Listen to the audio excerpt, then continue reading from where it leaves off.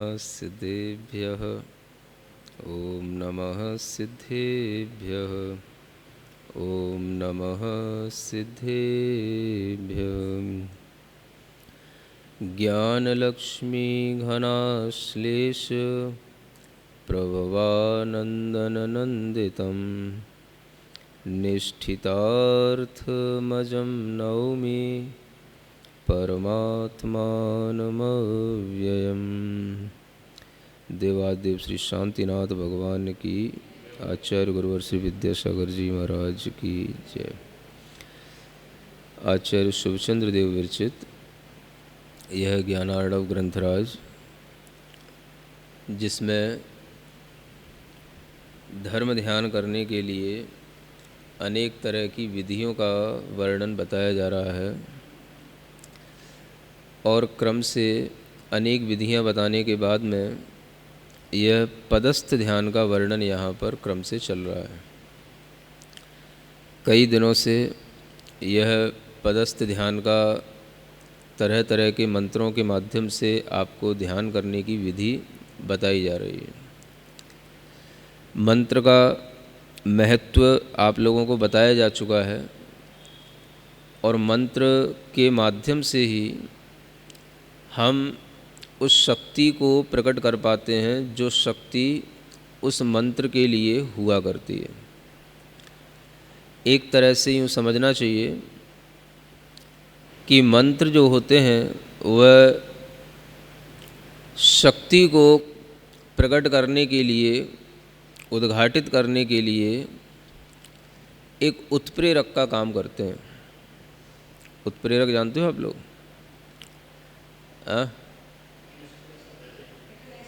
हाँ, कैटलिस्ट बोलते हैं। तो मंत्रों के माध्यम से हम कई तरह की ऐसी शक्तियाँ प्राप्त कर लेते हैं जिससे हम अपने शरीर पर भी उसका उपयोग कर सकते हैं और यहीं से बैठे बैठे दूसरों के शरीर पर भी उसका उपयोग कर सकते हैं। समझ आ रहा है? ये ज़रूरी नहीं है कि मंत्र जानने वाला आपके पास में हो तभी उस मंत्र की शक्ति का प्रभाव आपके ऊपर पड़े। मंत्र को सिद्ध किए हुए व्यक्ति होना चाहिए।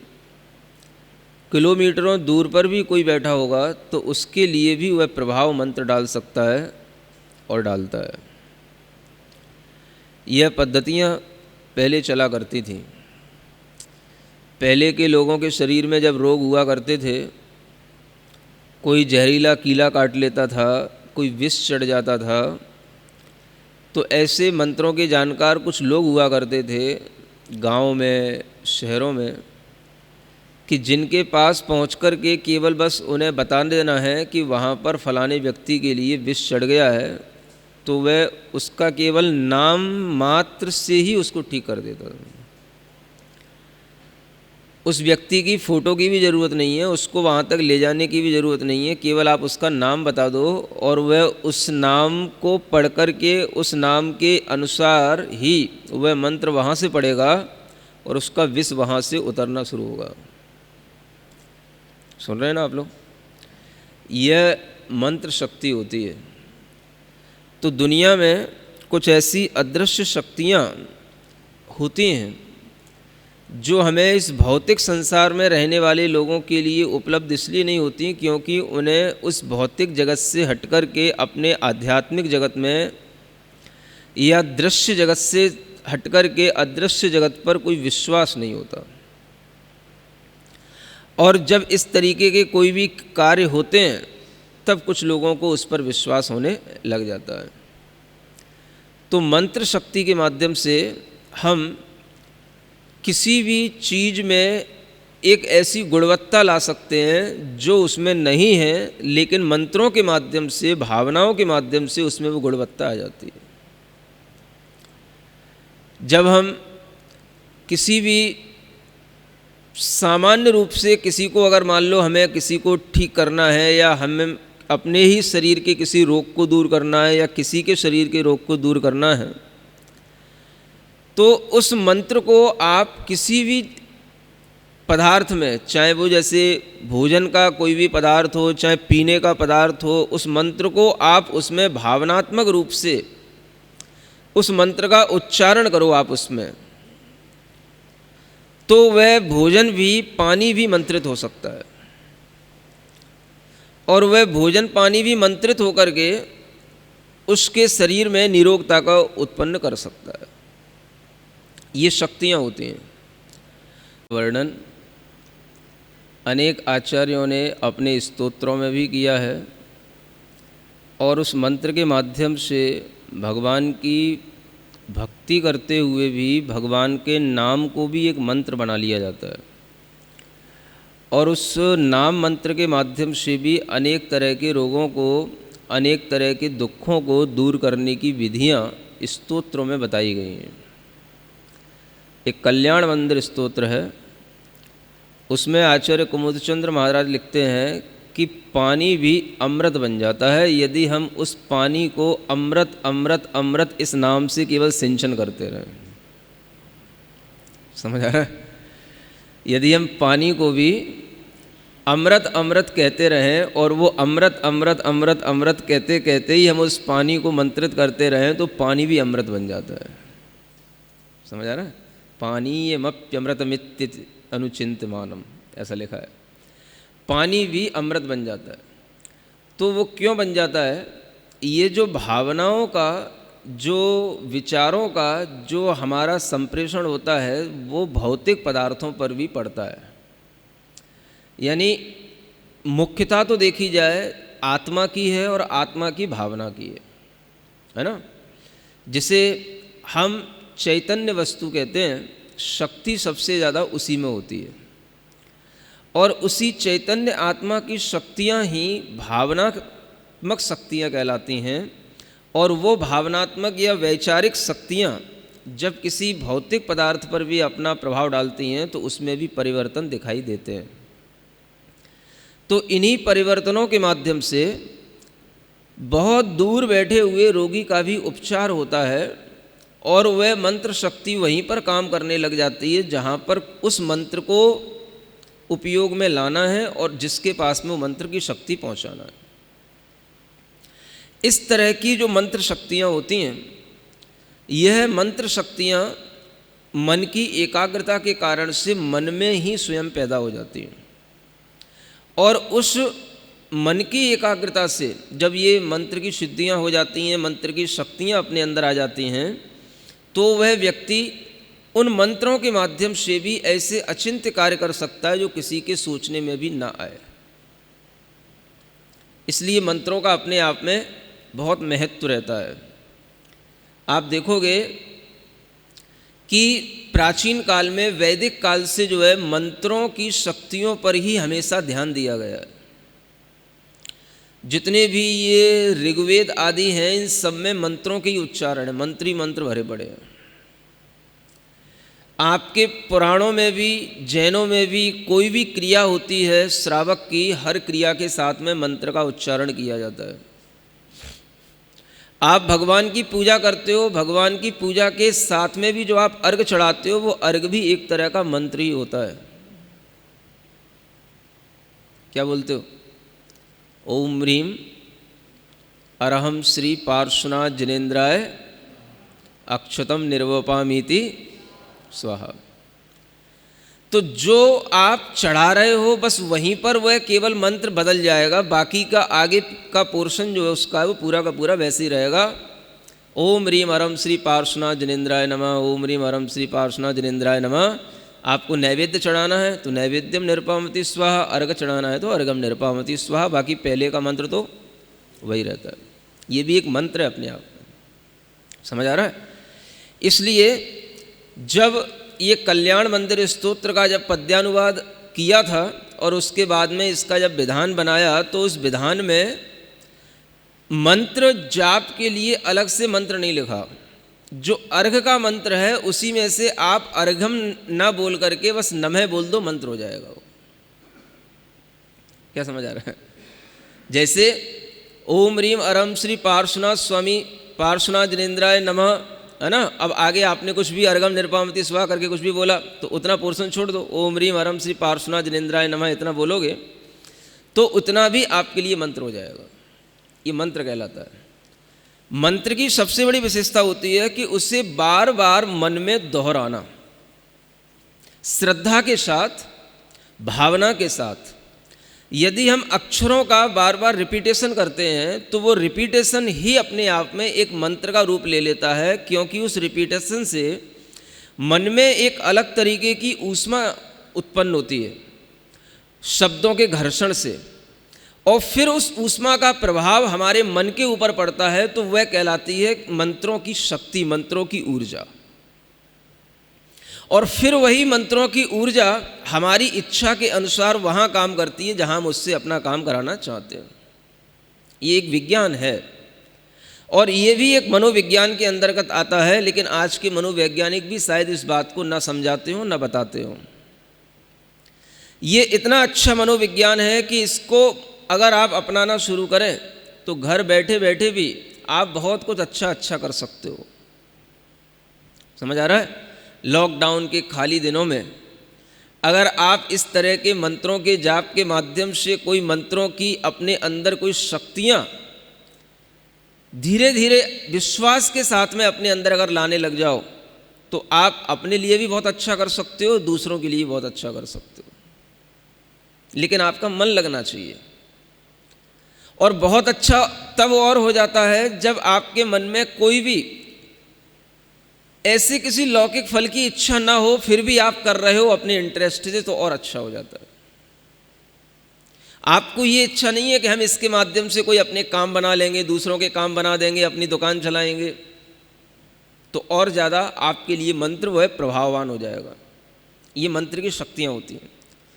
तो व्यक्ति के लिए इस तरह के मंत्रों के उच्चारण अगर एकाग्रता के साथ में नियमित रूप से किए जाएं तो उसके फल आचार्य तो यहाँ पर एक उपवास के रूप में उसके फल बता रहे हैं। उपवास के रूप में क्यों बताना पड़ता है? जब हम उपवास करते हैं तो उस उपवास के साथ में हमारे शरीर से हमारा जो एक अटैचमेंट होता है वो बहुत कुछ छूट जाता है। हमारी बहुत सारी इच्छाएं उस समय पर एकदम से रुक जाती हैं। इसलिए उपवास को तप कहा जाता है, और जो हमारी सांसारिक इच्छाएं होती हैं वो भी रुक जाती हैं। भोजन पान करने की सबसे जो प्रबल इच्छा होती है शरीर के लिए वो रुक जाती है। तो हम बहुत बड़ी अपनी इच्छा को रोकने का एक बहुत बड़ा तप कर लेते हैं, और उस तप के माध्यम से हमारी आत्मा में जो जुड़े हुए कर्म होते हैं वो कर्म छूटने लग जाते हैं, वह कर्म हटने लग जाते हैं, वो कर्म निर्जरित होने लग जाते हैं। और इसी को कहते हैं कर्म की निर्जरा होना। ये उपवास के माध्यम से होती है।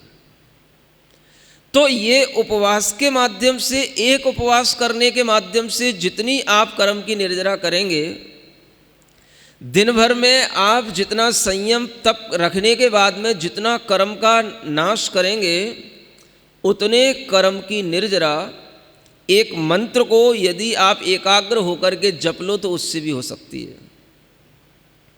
इसलिए कहा जाता है इस मंत्र के जाप करने का एक उपवास का फल है। समझ आ रहा है? यानी उपवास करने में आपको दिन भर में उतने कर्मों की जो निर्जरा होगी वो आप इस मंत्र का जितनी बार जाप बताया जा रहा है उतनी बार एकाग्रता के साथ में अगर आप जाप करोगे तो उतने कर्म की निर्जरा आप 1 घंटे में भी कर सकते हो, आधा घंटे में भी कर सकते हो। क्या सुन रहे हो? कुछ समझ आ रहा है?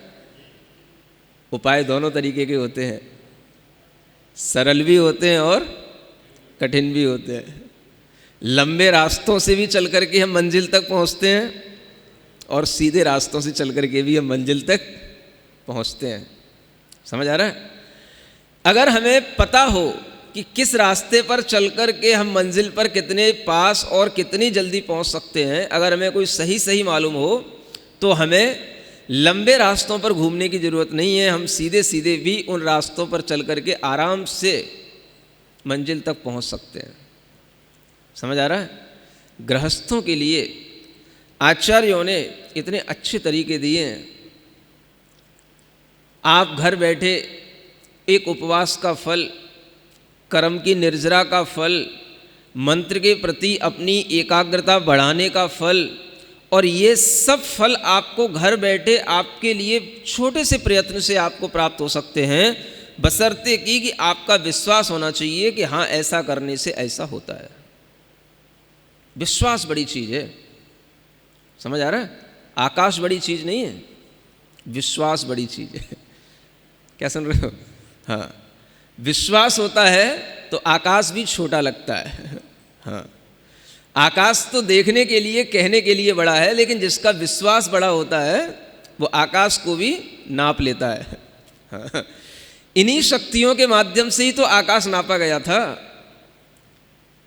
वामन ब्राह्मण ने, जो विष्णु कुमार नाम के ब्राह्मण थे, उन्होंने जो है एक वामन का रूप रख लिया, वामन ब्राह्मण का रूप रख लिया, और उसी विश्वास की शक्ति से ही तो उनके अंदर ये रिद्धियाँ, ये सिद्धियाँ प्रकट हुई थीं, और उसी के कारण से उन्होंने 2 पग में पूरा का पूरा लोक नाप लिया था।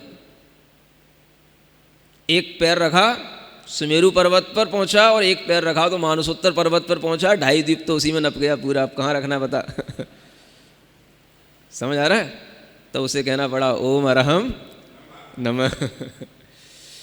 यह शक्तियाँ ये बताती हैं कि हमारे पैर भले ही छोटे हों, समझ आ रहा है, हमारे शरीर की हाइट भले ही कम हो, हमारे शरीर में भले ही दुर्बलता हो, लेकिन अगर आपका मन एकाग्र है, मन आपका सबल है, मन आपका स्ट्रांग है, और मन आपका विश्वास के साथ में किसी एक इस मंत्र में जुड़ जाता है, तो आप बड़ी से बड़ी शक्तियां भी अपने अंदर प्राप्त कर सकते हो। आकाश भी आपके लिए छोटा पड़ेगा अगर आपके अंदर विश्वास है तो। सुन रहे हो? सब कुछ छोटा है, सबसे बड़ी चीज क्या है? विश्वास, है ना? इसी विश्वास को आप किसी भी रूप में कह लो, चाहे विल पावर कह लो, चाहे कंसंट्रेशन कह लो, चाहे अपनी इनर पावर कह लो, कुछ भी कह लो, पावर ऑफ सोल कह लो, कुछ भी कह लो, है सब चीज विश्वास के इर्द गिर्द। अगर आपके अंदर विश्वास है तो आपके अंदर आत्मशक्ति होगी। अगर आपके अंदर विश्वास है तो आपके अंदर अपनी एक ऐसी इच्छा शक्ति होगी जिसके माध्यम से आप कितने ही उदासीन बैठे हो, लेकिन अगर आपके अंदर विश्वास है किसी चीज पर और आप उस पर अपना मन टिकाते हो, आपकी उदासीनता दूर हो जाएगी। इसलिए विश्वास किसी ना किसी के ऊपर हमें करके चलना पड़ता है। समझ आ रहा है? विश्वास होगा तो आपका मन बार बार उस चीज पर लगेगा, और जहां मन लगेगा तो मन के आसपास जो अनेक प्रकार के दुख होंगे वो अपने आप छूट जाएंगे, और वह मन उस जगह पर टिकेगा जहां आपका विश्वास।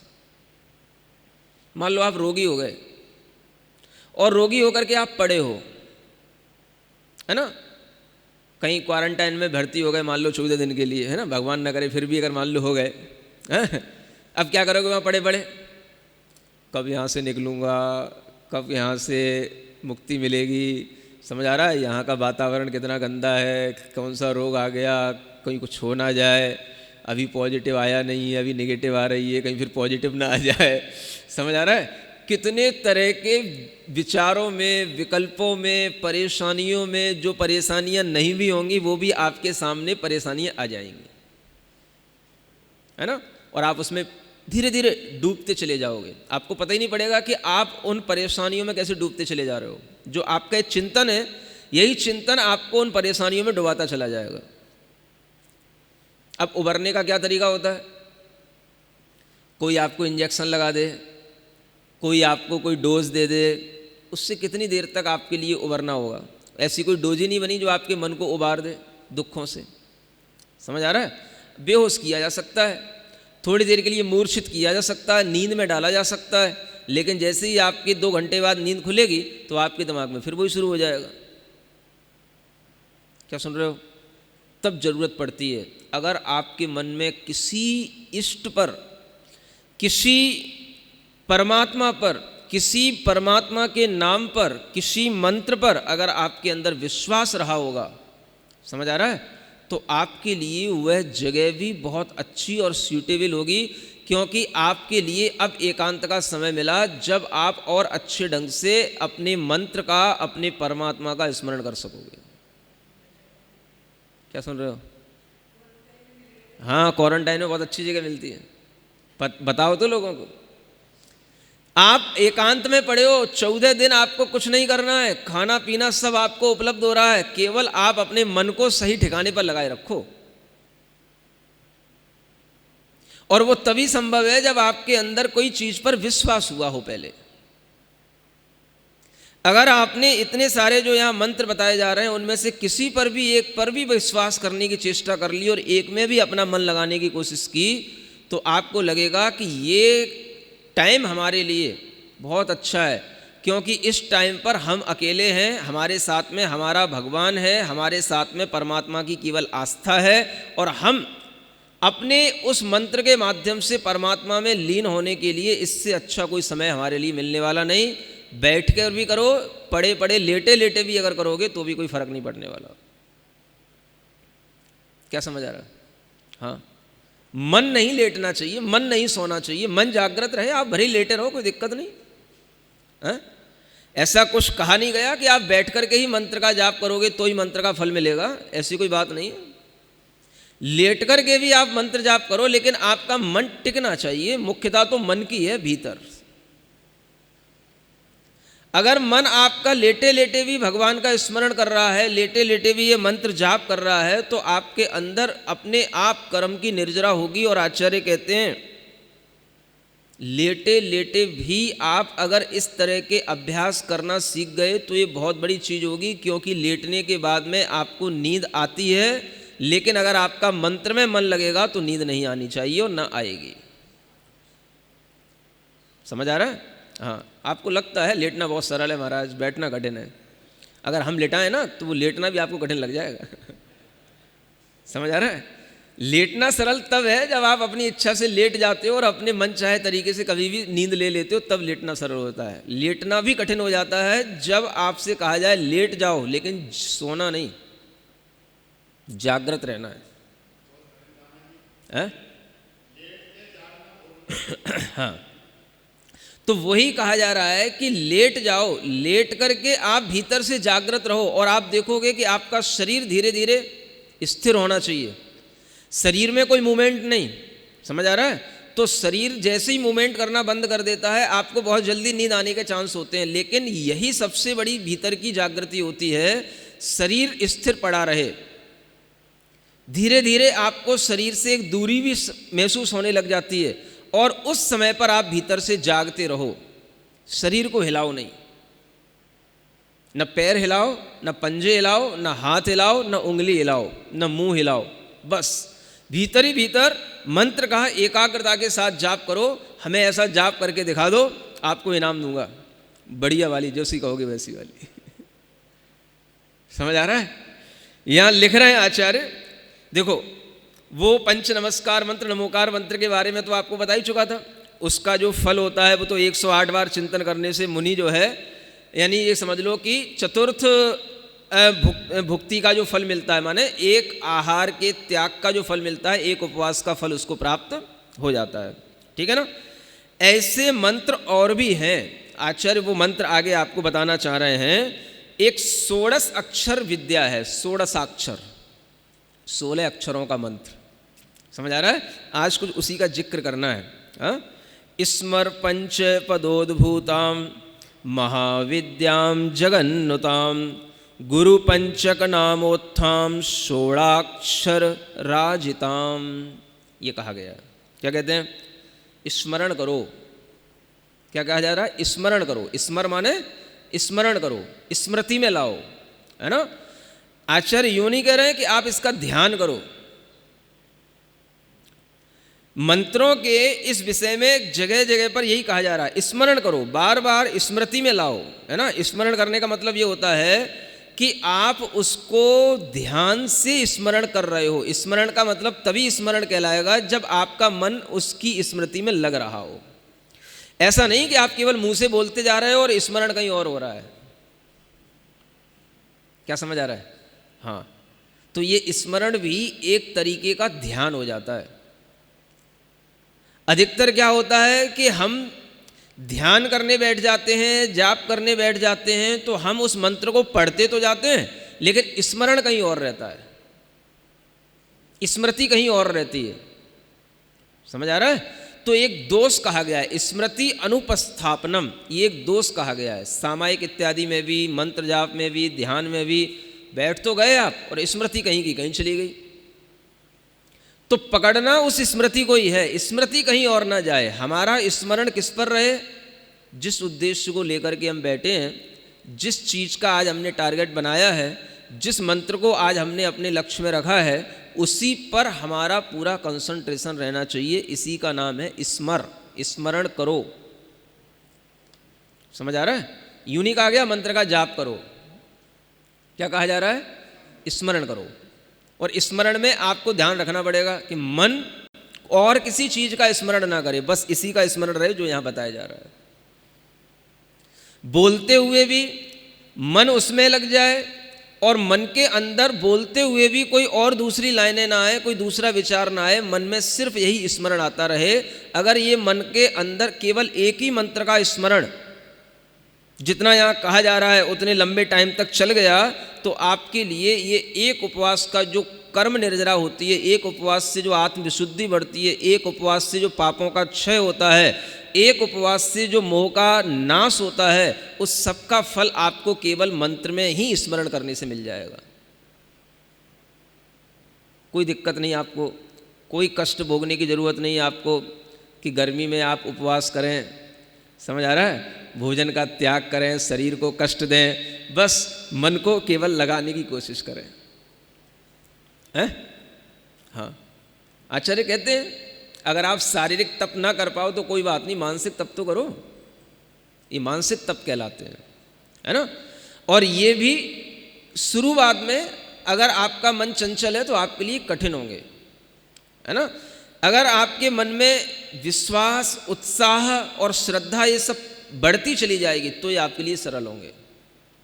तो आचार्य कहते हैं कि आपको स्मरण करना है। स्मरण, स्मृति समझ गए ना आप? जिसे बोलते हैं बिल्कुल हमेशा अटेंटिवली इसको अपने को यूज करना है, हमेशा अटेंटिव रहना है। ध्यान और कहीं नहीं जाना चाहिए, मन में स्मरण इसी का, तुम्हारे इसी का ही आना चाहिए। और ये कौन सा? 16 अक्षर राजतम, इसमें 16 अक्षर हैं। और वो अक्षर कौन से हैं? गुरु पंचक नामोत्थाम, जो पंच गुरु हैं उन्हीं के नाम से उत्पन्न हुए 16 अक्षर आपको बनाने हैं। 5 गुरु कौन से हैं? अरहंत, सिद्ध, आचार्य, उपाध्याय और साधु। तो ये एक विद्या बन जाती है, इसको महाविद्या कहा गया है। समझ आ रहा है? इन 5 नामों से उत्पन्न जो महाविद्या है यह 5 पदों से उद्धृत हुई है ना, उन्हीं 5 प्रणवोकार के पदों से निकाली गई है। और इसके स्मरण को जब आप करें तो इसका एक पूरा जो रूप बनेगा वो बनेगा अरहत। अरहत में ता आधा रहेगा, ये ध्यान रखना, समझ आ रहा है। तब अरहत के 2 अक्षर माने जाएंगे, सिद्धाचार्यो, है ना, सिद्धाचार्यो, ये 4 अक्षर हो गए, है ना, 2 वो हो गए अरहत के, 6 हो गए। पाध्याय, समझ आ रहा है, 3 ये हो गए, आधे अक्षर नहीं गिने जाते, ठीक है ना। कितने हो गए? 4 2 6 और 3 9 है। सर्व साधुभ्यो, है ना, 9 और 5 ये 14 हो गए, सर्व साधुभ्यो। और नमः ये 16 अक्षर हो गए, ठीक है। इस मंत्र का स्मरण करना है। अरहत सिद्धाचार्योपाध्याय सर्व साधुभ्यो नमः। समझ आ रहा है? हाँ, पहले भी मैंने इसको कराया है कई जगह, कई बार इसको मैंने मंत्र के रूप में प्रयोग किया है। और अरहम ध्यान में भी इसका हम जाप कराते हैं और अरहम ध्यान में भी इस तरह के मंत्रों का उपयोग कराते हैं, करते हैं। समझ आ रहा है?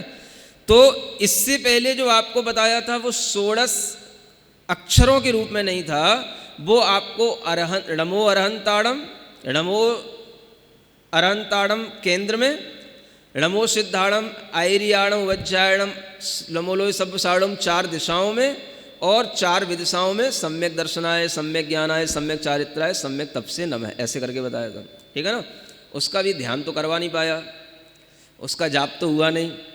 तो दोनों को मिलाकर के एक जाप एक ध्यान आपके लिए आज हम कराना चाहते हैं। समझ आ रहा है। और वो किया जा सकता है। विधि उसकी अपनाते हैं ऊपर वाले मंत्र की, है ना। हृदय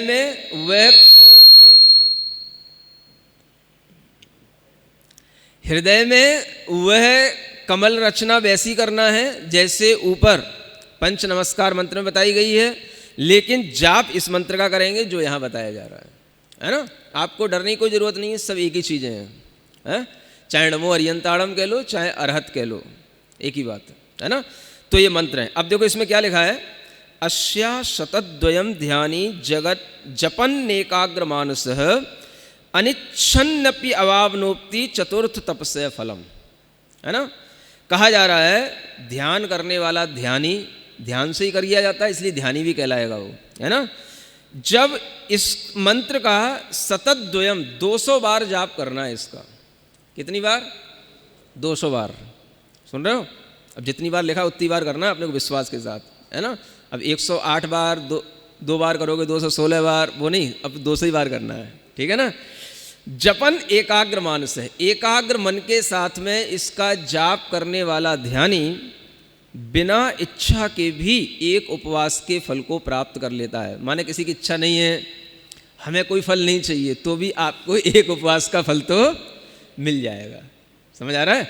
इतनी कर्म निर्जरा आपकी होगी कि जो ध्यानी एक उपवास करके दिन भर में जितनी कर्म की निर्जरा करेगा वो आपको केवल 200 बार इस मंत्र का जाप करने से हो जाएगी। बोलो चाहते हो कि नहीं चाहते हो? हैं? इतना सस्ता माल जो है दुनिया में कहीं मिलने वाला नहीं है। हाँ, और मना के दिया जा रहा है ना। जैसे कि हमारी गरज हो सब कुछ है। उपवास का फल आपको मिलेगा, जाप का फल आपको मिलेगा, हमें क्या मिलेगा? है? फिर हमें ऐसी गरज क्यों होती है कि हम आपको इतना मना करके खिलाते हैं, इतना आपका मन बना करके हिला करके आपको बड़ा अच्छे ढंग से भूमिका बना करके आपको इस मंत्र के जाप में मन लगाने को कहते हैं। हमें इससे क्या मिलेगा? क्या समझ में आ रहा है? हमें क्या मिलेगा इससे? कई लोग सोचते हैं महाराज हो सकता है आपको भी इसका 6वां हिस्सा लगता हो। भैया मुझे कोई हिस्सा नहीं चाहिए तुम्हारा। मैं तो चाहता हूं जो तुम कमाओ वो तुम अपने ही पास रखो, मुझे कोई हिस्सा नहीं चाहिए। और कोई मिलता भी नहीं है, तो सब कहने की बात है। समझ आ रहा है? हाँ, लेकिन फिर भी क्या मिलता है? यही मिलता है कि आपके अंदर आत्मा की विशुद्धि बढ़ी, आपके कर्म की निर्जरा हुई, आपका मन प्रसन्न हुआ, आपके दुख दूर हुए। बस यही सोच करके साधु का मन खुश हो जाता है कि आपके दुख दूर होना चाहिए। समझ आ रहा है? बस यही साधु को चाहिए और कुछ नहीं चाहिए होता है। क्या सुन रहे? बाकी और हमें क्या चाहिए? बिना आपके किसी, क्या समझ में आ रहा है कि भाई इतने उस बैलेंस में डाल देना तब जाकर के हम तुम्हें इस मंत्र का जाप बताएंगे, कराएंगे, हैं? ऐसी कोई कंडीशन तो है नहीं है। तो कहीं से कहीं तक तुमसे हमें मिलने वाला तो कुछ नहीं और हमें कुछ चाहिए भी नहीं। बस यही चाहता हूं कि आप इस तरह से अपना मन लगाना सीख जाओ। समझ आ रहा है? और जब ऐसे आप अपना मन लगाना सीख जाओगे तो आपकी इच्छाएं जब अपने आप पूर्ण होने लग जाएंगी तो आपके अंदर विश्वास पैदा हो जाएगा इन पंच परमेष्टि के अक्षरों पर, पदों पर। और यही विश्वास आपकी आत्मा को संसार के दुखों से मुक्त कराने का कारण बन जाएगा। तो संसार में रहने वाले जीवों का उद्धार करना ही जो है एक बहुत बड़ी उपलब्धि होती है ना।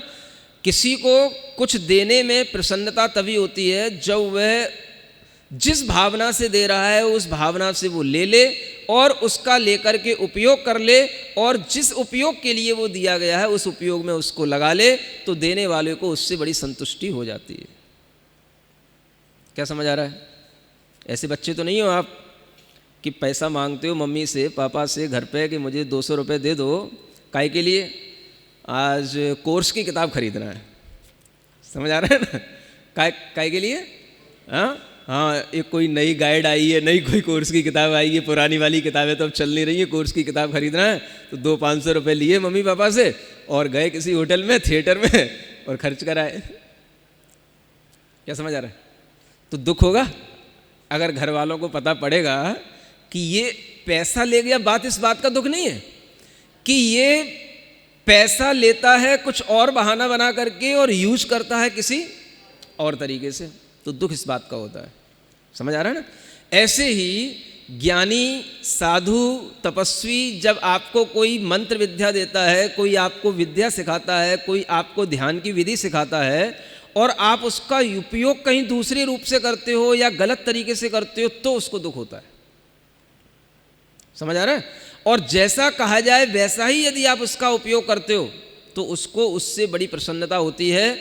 बात ये नहीं है कि पिता ने आपको 500 रुपये दे दिए, वो तो आपको जिंदगी भर देगा, वो तो चाहता ही है कि मेरा बेटा मुझसे मांगता रहे और मैं देता रहूं। समझ आ रहा है? लेकिन उसका उपयोग सही होना चाहिए। समझ आ रहा है? तो जब हमारा उपयोग क्या हो, हमें कर्म निर्जरा करना है ना, हमें अपनी आस्था को और बढ़ाना है, हमें अपने मन की गति को रोक करके एकाग्र बनाना है। ऐसे अच्छे उद्देश्यों के साथ में यदि आप इस तरह के मंत्र जाप को करेंगे तो आपके लिए वह मंत्र लाभ होगा और जो आपको कराएगा उसके लिए भी बड़ी प्रसन्नता होगी कि ये लोग भी इसी तरीके से कर रहे हैं जैसे हम कह रहे हैं। समझ आ रहा है? शक्ति का दुरुपयोग नहीं कर रहे हैं, बाकी सब अपने आप हो जाएगा, है ना? जब मन अच्छा हो जाएगा आपका, शरीर स्वस्थता, समझ आ रहा है, और कोई भी आपको इष्ट वस्तुओं की प्राप्ति, ये सब चीज़ें अपने आप हो जाएंगी। उनकी तरफ ध्यान मत ले जाओ, उस पर ध्यान चला गया तो मंत्र में ध्यान नहीं जाएगा। एकाग्रता कब बनती है? जब हम बाहरी किसी लौकिक फल की इच्छा न कर रहे हो। इसलिए कहा गया जपन एकाग्र मानस है। अपना मानस एकाग्र कर लो। किस पर? जप पर। जो मंत्र के अक्षर हैं सिर्फ उन अक्षरों पर, और किसी भी चीज़ पर आपका मन ना जाए। ठीक है ना? तो इस तरह से हमें इसको 200 बार काउंट करना है। कौन करेगा? 200 की गिनती आती है? हाँ, 200 टाइम्स। हाँ, 200। हाँ, तो फिर बता दोगे? हो गए 200 पूरे? ऐसा तो नहीं तुम भी खो जाओ कहीं, जाप करते करते भूल ही गए फिर तुम पे विश्वास करके किया जाए हैं? हाँ, चलो तो पहले थोड़ी सी ध्यान की विधि से प्रारंभ करते हैं, फिर मंत्र, और उसके बाद में अंत में जो पदस्थ ध्यान का फल है वो। ठीक है ना? हाँ, सीधे बैठे हैं, गर्दन सीधी, आपको कुछ करने की जरूरत नहीं, सब हो जाएगा अपने आप। हाँ, कमर सीधी, गर्दन सीधी, अपने मुख पर ध्यान देते हुए, चेहरे पर भीतर से मन से ध्यान देते हुए आंखें बंद करें। निश्चिंत होकर के बिल्कुल शांत भाव से बैठें। श्वास को देख करके मन को शांत बनाएं। केवल अपने श्वास पर ध्यान देते हुए अपने आप में आने की कोशिश करें।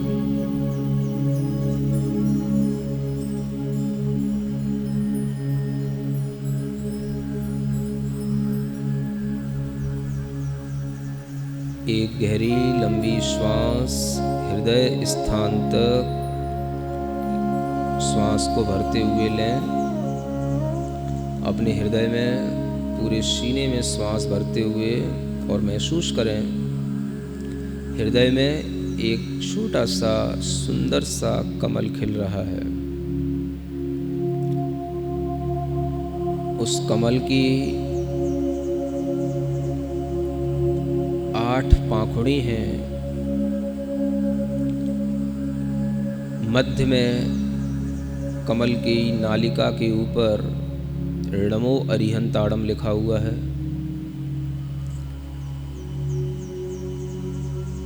ऊपर सीधी पूर्व दिशा की ओर जाने वाली पाखुड़ी पर नमो सिद्धाड़म लिखा हुआ है।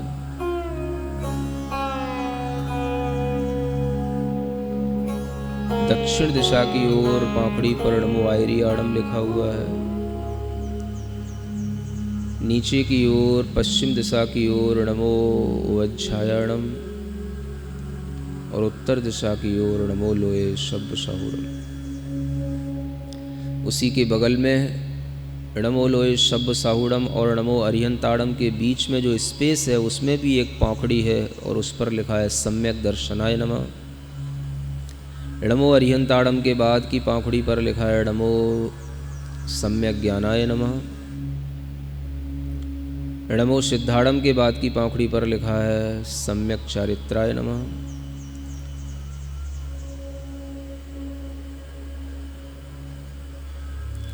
नमो वज्झायाणम के बाद की पाखड़ी पर लिखा है नमो सम्यक तपसे नमः। चारों दिशाओं में सम्यक दर्शनाय नमः, सम्यक ज्ञानाय नमः, सम्यक चारित्राय नमः, सम्यक तपसे नमः।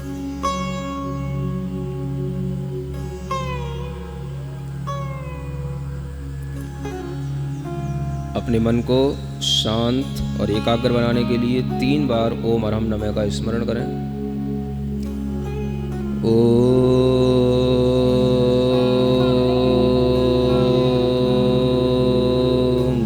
अरहम नमः।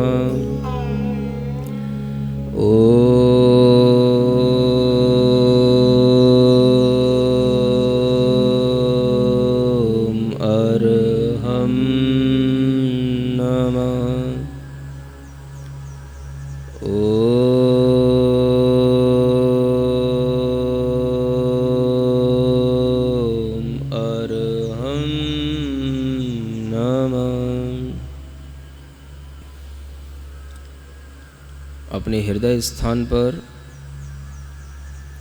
अपना मन एकाग्र करते हुए जो हम वचन मंत्र के रूप में उच्चारित करें उस पर ध्यान देते हुए इस मंत्र का जाप प्रारंभ करते हैं। अरहत सिद्धाचार्योपाध्याय सर्व साधुभ्यो नमः। अरहत सिद्धाचार्योपाध्याय सर्व साधुभ्यो नमः। अरहत सिद्धाचार्योपाध्याय सर्व साधुभ्यो। अरहत सिद्धाचार्योपाध्याय सर्व साधुभ्यो नमः। अरहत सिद्धाचार्योपाध्याय सर्व। अरहत सिद्धाचार्योपाध्याय सर्व साधुभ्यो नमः। अरहत सिद्धाचार्योपाध्याय सर्व साधुभ्यो नमः। अरहत सिद्धाचार्योपाध्याय। अरहत सिद्धाचार्योपाध्याय सर्व साधुभ्यो नमः। अरहत सिद्धाचार्योपाध्याय सर्व साधुभ्यो नमः। अरहत सिद्धाचार्योपाध्याय सर्व साधुभ्यो नमः। अरहत सिद्धाचार्योपाध्याय सर्व साधुभ्यो नमः। अरहत सिद्धाचार्योपाध्याय सर्व साधुभ्यो नमः। अरहत सिद्धाचार्योपाध्याय सर्व साधुभ्यो नमः। अरहत सिद्धाचार्योपाध्याय सर्व साधुभ्यो नमः। अरहत सिद्धाचार्योपाध्याय सर्व साधुभ्यो नमः। अरहत सिद्धाचार्योपाध्याय सर्व साधुभ्यो नमः। अरहत सिद्धाचार्योपाध्याय सर्व साधुभ्यो नमः। अरहत सिद्धाचार्योपाध्याय सर्व साधुभ्यो। अरहत सिद्धाचार्योपाध्याय सर्व साधुभ्यो। अरहत सिद्धाचार्योपाध्याय सर्व साधुभ्यो नमः। अरहत सिद्धाचार्योपाध्याय सर्व साधुभ्यो नमः। अरहत सिद्धाचार्योपाध्याय सर्व साधुभ्यो। अरहत सिद्धाचार्योपाध्याय सर्व साधुभ्यो नमः। अरहत सिद्धाचार्योपाध्याय सर्व साधुभ्यो नमः। अरहत सिद्धाचार्योपाध्याय सर्व साधुभ्यो नमः। अरहत सिद्धाचार्योपाध्याय अरहत सिद्धाचार्योपाध्याय सर्व साधुभ्यो नमः। अरहत सिद्धाचार्योपाध्याय सर्व साधुभ्यो अरहत सिद्धाचार्योपाध्याय सर्व साधुभ्यो नमः। अरहत सिद्धाचार्योपाध्याय अरहत सिद्धाचार्योपाध्याय सर्व साधुभ्यो नमः। अरहत सर्व साधुभ्यो नमः। अरहत सिद्धाचार्योपाध्याय सर्व साधुभ्यो नमः। अरहत अरहत सिद्धाचार्योपाध्याय सर्व साधुभ्यो नमः। अरहत सिद्धाचार्योपाध्याय सर्व साधुभ्यो नमः। अरहत सिद्धाचार्योपाध्याय सर्व साधुभ्यो नमः। अरहत अरहत सिद्धाचार्योपाध्याय सर्व साधुभ्यो नमः। अरहत सिद्धाचार्योपाध्याय सर्व साधुभ्यो नमः। अरहत सिद्धाचार्योपाध्याय सर्व साधुभ्यो नमः। अरहत सिद्धाचार्योपाध्याय सर्व साधुभ्यो नमः। अरहत सिद्धाचार्योपाध्याय सर्व साधुभ्यो नमः। अरहत सिद्धाचार्योपाध्याय सर्व साधुभ्यो अरहत सिद्धाचार्योपाध्याय सर्व साधुभ्यो नमः। अरहत सिद्धाचार्योपाध्याय सर्व साधुभ्यो नमः। अरहत सिद्धाचार्योपाध्याय सर्व साधुभ्यो नमः। सर्व साधुभ्यो नमः। नमः। अरहत सिद्धाचार्योपाध्याय अरहत सिद्धाचार्योपाध्याय सर्व साधुभ्यो नमः। अरहत सिद्धाचार्योपाध्याय अरहत सिद्धाचार्योपाध्याय सर्व साधुभ्यो नमः।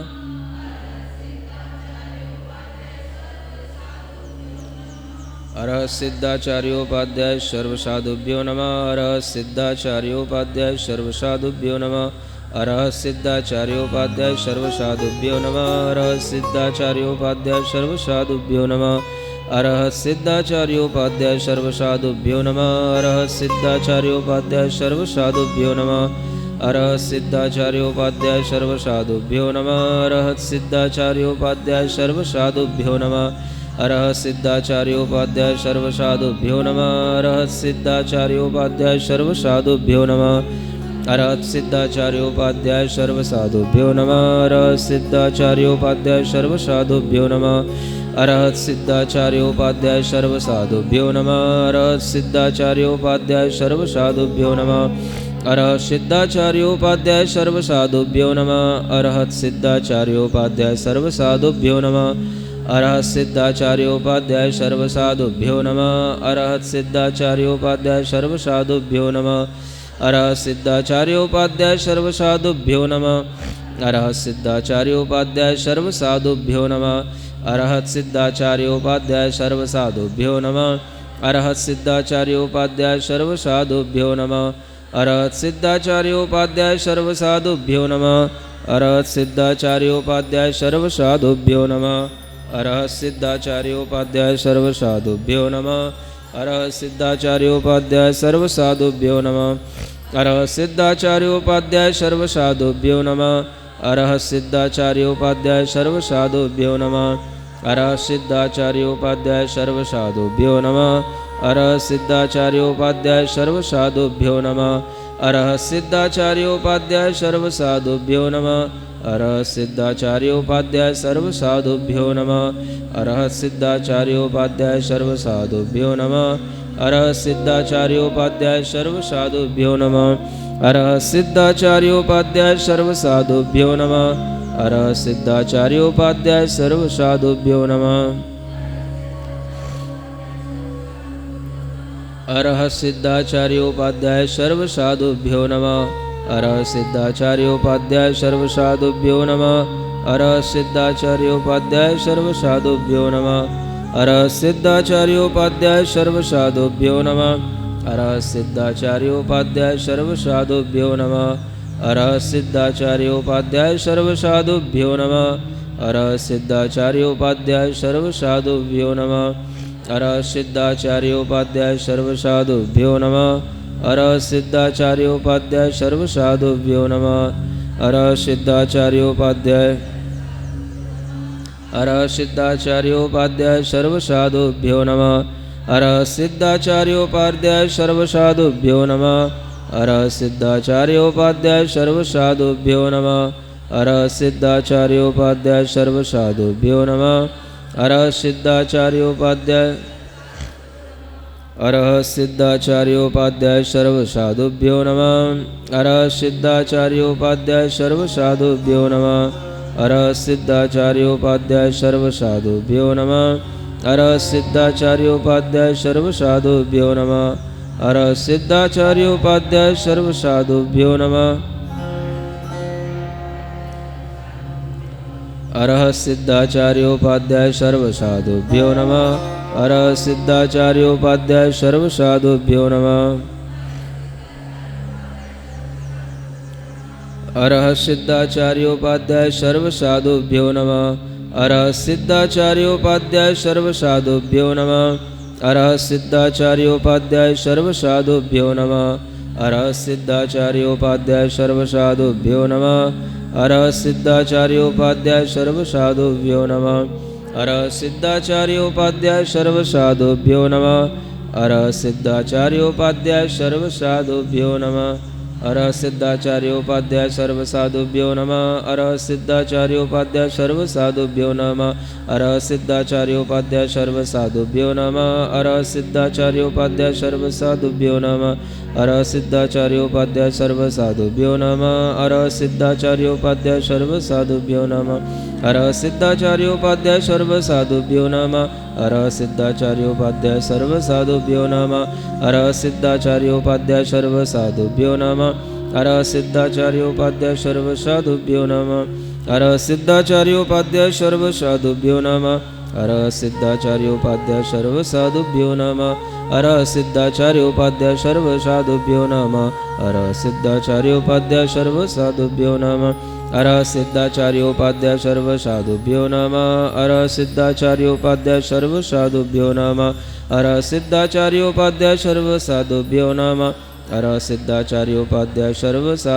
नमः। अर सिद्धाचार्योपाध्याय सर्वसाधुभ्यो नमः। अर सिद्धाचार्योपाध्याय सिद्धाचार्योपाध्याय सर्वसाधुभ्यो नमः। अर सिद्धाचार्योपाध्याय सर्वसाधुभ्यो नमः। अर सिद्धाचार्योपाध्याय सर्वसाधुभ्यो नमः। अर सिद्धाचार्योपाध्याय सर्वसाधुभ्यो नमः। अर सिद्धाचार्योपाध्याय सर्वसाधुभ्यो नमः। अर सिद्धाचार्योपाध्याय सर्वसाधुभ्यो नमः। अर सिद्धाचार्योपाध्याय सर्वसाधुभ्यो नमः। अर सिद्धाचार्योपाध्याय सर्वसाधुभ्यो नमः। अर सिद्धाचार्योपाध्याय सर्वसाधुभ्यो नमः। अर सिद्धाचार्योपाध्याय अर सिद्धाचार्योपाध्याय अर सिद्धाचार्योपाध्याय सर्वसाधुभ्यो नमः। अर सिद्धाचार्योपाध्याय सर्वसाधुभ्यो नमः। अर सिद्धाचार्योपाध्याय सर्वसाधुभ्यो नमः। अर सिद्धाचार्योपाध्याय सर्वसाधुभ्यो नमः। अर सिद्धाचार्योपाध्याय सर्वसाधुभ्यो नमः। अर सिद्धाचार्योपाध्याय सर्वसाधुभ्यो नमः। अर सिद्धाचार्योपाध्याय सर्वसाधुभ्यो नमः। अर सिद्धाचार्योपाध्याय सर्वसाधुभ्यो नमः। अर सिद्धाचार्योपाध्याय सर्वसाधुभ्यो नमः। अर सिद्धाचार्योपाध्याय सर्वसाधुभ्यो नमः। अर सिद्धाचार्योपाध्याय सर्वसाधुभ्यो नमः। अर सिद्धाचार्योपाध्याय सर्वसाधुभ्यो नमः। अर सिद्धाचार्योपाध्याय सर्वसाधुभ्यो नमः। अर सिद्धाचार्योपाध्याय सर्वसाधुभ्यो नमः। अर सिद्धाचार्योपाध्याय सर्वसाधुभ्यो नमः। अर सिद्धाचार्योपाध्याय सर्वसाधुभ्यो नमः। अर सिद्धाचार्योपाध्याय सर्वसाधुभ्यो नमः। अर सिद्धाचार्योपाध्याय सर्वसाधुभ्यो नमः। अर सिद्धाचार्योपाध्याय सर्वसाधुभ्यो नमः। अर सिद्धाचार्योपाध्याय सर्वसाधुभ्यो नमः। अरः सिद्धाचार्योपाध्याय सर्वसाधुभ्यो नमः। अरः सिद्धाचार्योपाध्याय सर्वसाधुभ्यो नमः। अरः सिद्धाचार्योपाध्याय सर्वसाधुभ्यो नमः। अरः सिद्धाचार्योपाध्याय सर्वसाधुभ्यो नमः। अरः सिद्धाचार्योपाध्याय सर्वसाधुभ्यो नमः। अरः सिद्धाचार्योपाध्याय सर्वसाधुभ्यो नमः। अरः सिद्धाचार्योपाध्याय सर्वसाधुभ्यो नमः। अरः सिद्धाचार्योपाध्याय सर्वसाधुभ्यो नमः। अरः सिद्धाचार्योपाध्याय सर्वसाधुभ्यो नमः। सिद्धाचार्योपाध्याय सर्वसाधुभ्यो नमः। अरः सिद्धाचार्योपाध्याय सर्वसाधुभ्यो नमः। अरः सिद्धाचार्योपाध्याय सर्वसाधुभ्यो नमः। अरः सिद्धाचार्योपाध्याय सर्वसाधुभ्यो नमः। अरः सिद्धाचार्योपाध्याय सर्वसाधुभ्यो नमः। अरः सिद्धाचार्योपाध्याय सर्वसाधुभ्यो नमः। अरः सिद्धाचार्योपाध्याय सर्वसाधुभ्यो नमः। अरः सिद्धाचार्योपाध्याय सर्वसाधुभ्यो नमः। ताली बजा करके ओम अरहं नमः। ओम अरहं नमः। ओम अरहं नमः। ओम अरहं नमः। ओम अरहं नमः। ओम अरहं नमः। ओम अरहं नमः। ओम। अपनी हथेलियों को घिसकर आँखों पर रखें। भीतर से महसूस करें, मैं चैतन्यमय शुद्ध आत्मा हूँ। मैं शुद्ध चैतन्यमय आत्मा हूँ। और अपने आँखों को धीमे धीमे इस मंत्र के साथ खोलें। ओम अरहं परम शांति, परम शांति, परम शांति।